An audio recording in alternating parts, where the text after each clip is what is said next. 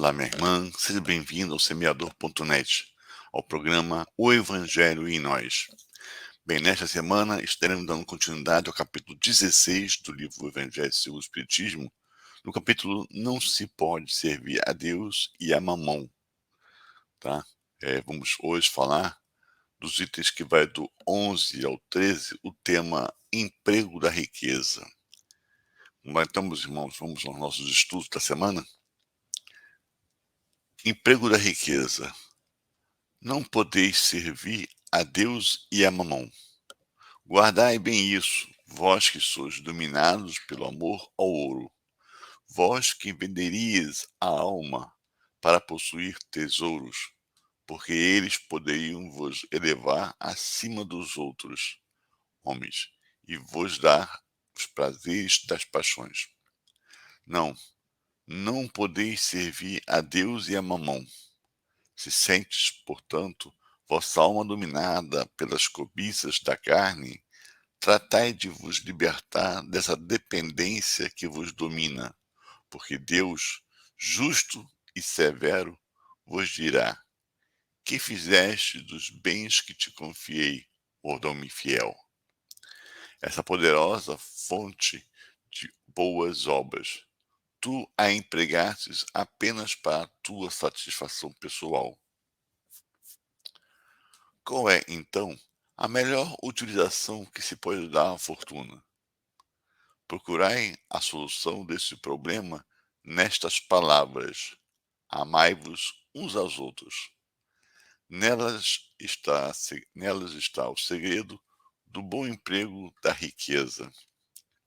Aquele que está decidido à prática do amor ao próximo já tem sua linha de conduta inteiramente traçada, porquanto é na caridade que se encontra a utilização que agrada a Deus, não essa caridade fria e egoísta, que consiste em distribuir ao redor de si o supérfluo de uma existência dourada, mas a caridade plena de amor, que procura o infeliz e o socorre sem humilhá-lo. Rico, dá o, do teu supérfluo, faz ainda mais, dá um pouco do que te é necessário, porque ainda sentes necessidades do supérfluo, mas dá com sabedoria. Não rejeites aquele que se lamenta com medo de que possa ser enganado, mas vai à origem do mal e auxilia primeiro. Depois, informa-te e vê se o trabalho, os conselhos, a afeição mesmo não serão mais eficazes do que a tua esmola. Espalha à tua volta com a abastança o amor de Deus, o amor do trabalho, o amor do próximo. Coloca tuas riquezas sob uma base que não te faltará jamais e que te trará grandes interesses, as boas novas. A riqueza da inteligência deve te servir como a do ouro. Difunde ao teu redor os tesouros da instrução. Distribui entre os teus irmãos os tesouros do teu amor, e eles frutificarão. Essa mensagem de Severus Bordeaux, 1861. E continuando. Quando considero a brevidade da vida, sou dolorosamente atingido pela incessante preocupação, da qual é motivo para vós o bem-estar material, enquanto dedicais tão pouca importância e consagrais tão pouco tempo ao vosso aperfeiçoamento moral, que vos será levado em conta na eternidade. Poder-se-ia acreditar, ao ver a atividade que desenvolveis, que se trata de uma questão do mais alto interesse para a humanidade, quando quase sempre trata-se de satisfazer as vossas necessidades exageradas, a vaidade, ou de vos entregar ao excesso? Quando quantas penas, quantos cuidados, quantos tormentos cada um se impõe. Quantas noites passadas sem dormir para aumentar uma fortuna, muitas vezes mais do que suficiente. Por cúmulo do absurdo, não é raro verem-se pessoas que, por um amor sem limites à fortuna e aos prazeres que ela proporciona, sujeitam-se a um trabalho penoso e se vangloriam por viver em uma existência de sacrifícios e de méritos, como se trabalhassem para os outros e não para si mesmos. Insensatos, então acreditais realmente que vos serão levados em conta os cuidados e os esforços dos quais o egoísmo, a cobiça ou o orgulho são a causa, enquanto negligenciais o cuidado com o vosso futuro, assim como com os deveres que a solidariedade fraterna impõe a todos aqueles que desfrutam da vantagem da vida social? Só haveis pensado no vosso corpo, seu bem-estar e seus prazeres foram os únicos objetivos da vossa solicitude egoísta. Por ele, que morre, negligenciaste vosso espírito, que sempre viverá. Assim, esse senhor, tão mimado e acariciado, tornou-se vosso tirano. Ele comanda vosso espírito, que se fez seu escravo. Seria esse o objetivo da existência que Deus vos deu? Essa mensagem de um espírito protetor em Cracóvia, 1861. Continuando ainda, sendo o homem o depositário, o gerente dos bens que Deus colocou em suas mãos, deverá fazer uma severa prestação de contas do emprego que lhes deu, em razão do seu livre-arbítrio. O mau emprego consiste em fazer com que eles sirvam apenas à satisfação pessoal.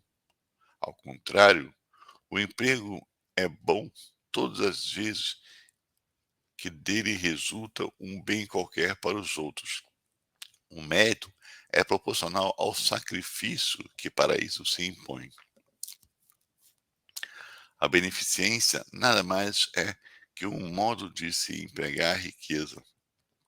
Ela suaviza a miséria presente, mitiga a fome, protege contra o frio e dá abrigo a quem não o tem. Mas um dever também imperioso, também meritório, consiste em prevenir a miséria, e aí, principalmente, que está a missão das grandes fortunas, pelos trabalhos de todos os gêneros que elas podem proporcionar e, tivessem elas de tirar desses trabalhos um proveito natural. Mesmo assim, o bem não deixaria de existir, porque o trabalho desenvolve a inteligência e exalta a dignidade do homem, sempre altivo ao poder dizer que ganha o pão que come, enquanto a esmola o humilha e degrada. A riqueza concentrada em uma só mão deve ser como uma fonte de água viva que espalha a fecundidade e o bem-estar ao redor. E vós, ricos, que empregardes a fortuna segundo a vontade do Senhor, ficais certos de que vosso coração será o primeiro a matar a sua sede nessa fonte de benfazeja. E ainda nesta vida desfrutareis dos inefáveis prazeres da alma, em lugar dos prazeres materiais do egoísmo, que deixam um vazio no coração.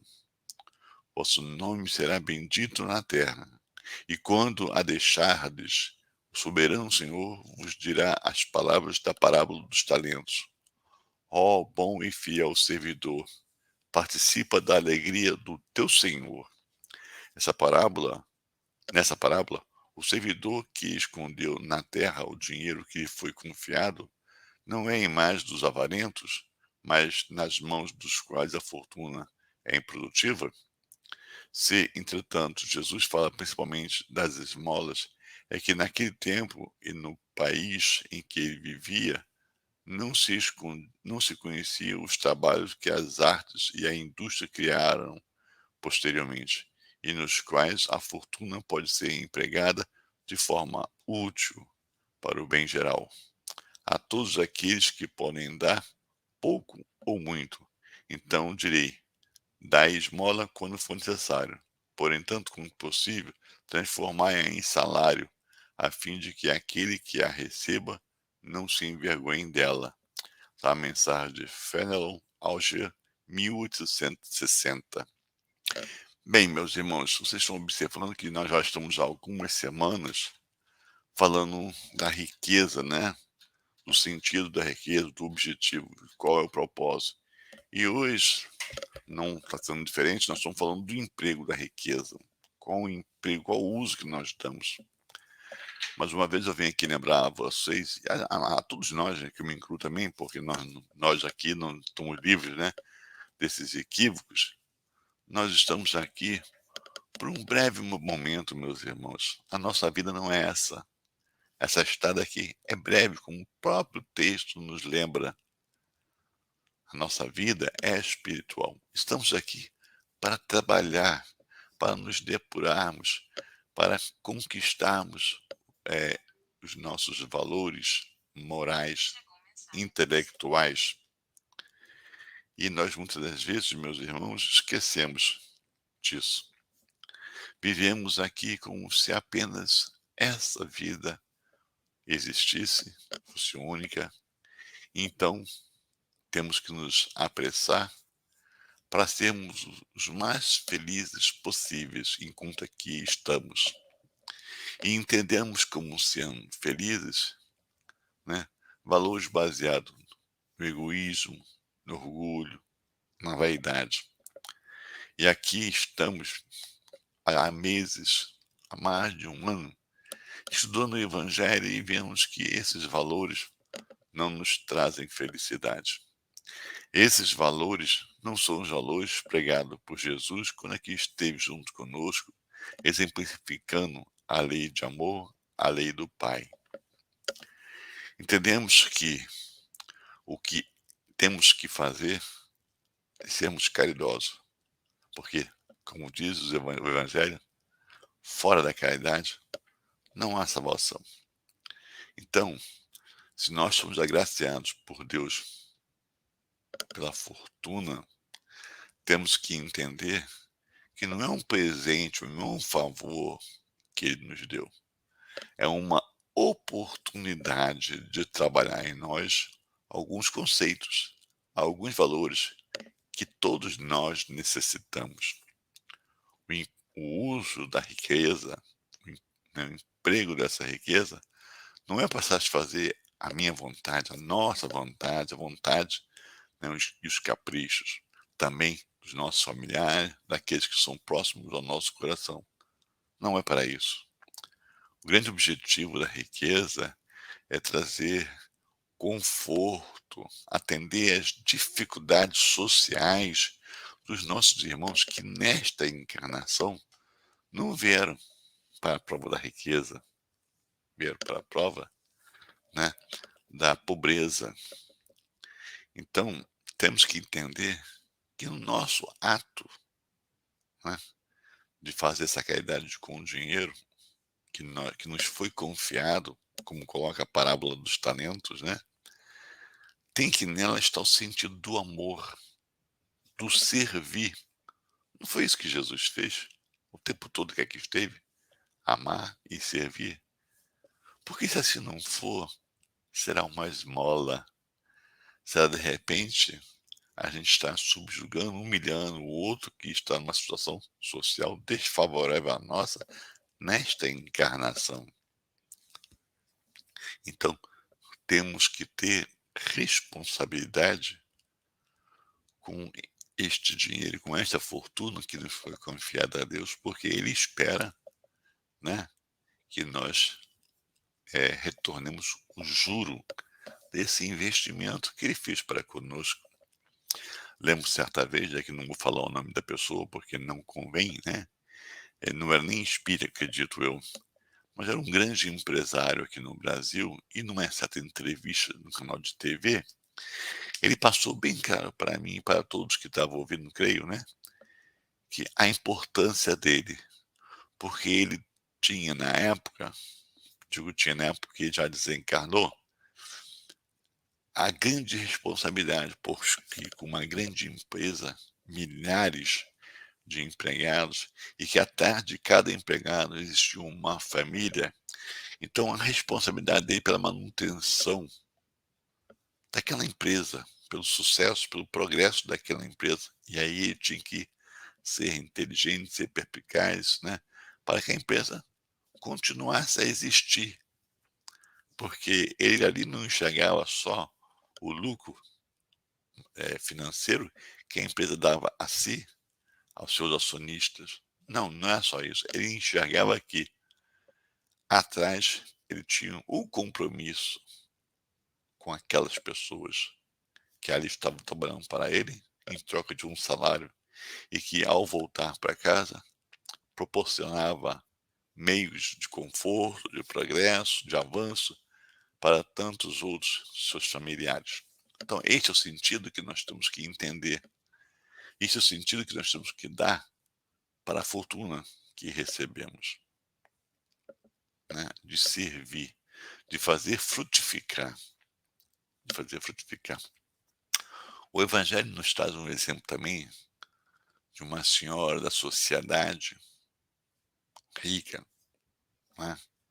Tinha bens e ela periodicamente botava uma roupa das que ela tinha, a mais simples, para não chamar atenção, para não agredir, para não humilhar, e ela ia junto com a sua filha a uma comunidade muito carente. E lá ela se preocupava em levar o que eles necessitavam: o alimento, o agasalho, porque era isso que eles precisavam, né. E ela a levava constantemente, um remédio, né, dava toda assistência a cada membro daquelas famílias, sempre com amor, sempre com amor. Ninguém sabia o seu nome, a sua situação, a sua procedência. Para ela não era importante. Até certo dia, uma dessas pessoas que eram assistidas por ela, saindo, né, para buscar, né, através, do sentimento alheio, algo mais para atender às suas necessidades. E por uma dessas questões da natureza, ela vai bater a porta dessa senhora, que rapidamente faz sinal para ela de silêncio, para não falar ali que ela era sua benfeitora, porque a sua condição social não importa, é relevante, é transitória. O importante para ela é desenvolver as suas qualidades morais, a sua sensibilidade, deixar crescer o amor e irradiar. Esse é o propósito. E a sua filha, tendo tudo isso, porque a acompanhava, manifestou o desejo também de fazer o mesmo. E ela fala: "O que que você vai dar se nada você tem? Se eu te der para você passar para outro, eu que vou estar dando. Então, quando você vai comigo, dá o que você tem, o seu tempo, o seu amor, o seu carinho, o seu afeto.